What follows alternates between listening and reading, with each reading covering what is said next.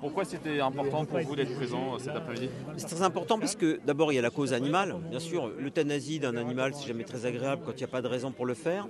Et puis c'est surtout pour montrer que les décisions administratives, lorsqu'elles sont coupées de la réalité du terrain, sont des décisions qui sont souvent absurdes et iniques. Les dossiers, très bien, le terrain, très bien, mais il faut que les deux puissent être en connexion. S'il y a une coupure entre les décisions et la réalité, alors c'est pas la peine de faire voter des lois.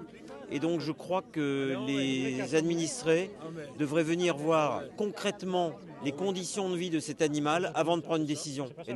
Et non pas de légiférer dans des bureaux de manière complètement, de façon ex cathedra, c'est-à-dire sans préoccupation de la réalité et de la vie des gens. Il me semble que vous avez rencontré Riette. Comment s'est passée votre rencontre? Ben écoutez, exactement comme si on rencontre un chat dans un appartement, c'est-à-dire que c'est son environnement naturel.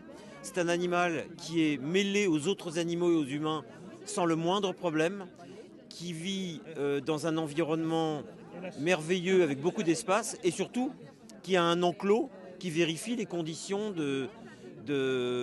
d'apprivoisement de cet animal. Cet animal ne présente strictement aucun danger. Donc en fait, on mobilise la police, les gendarmes, les fonctionnaires de l'État pour un non-problème, pour créer un problème là où il n'y en avait absolument pas.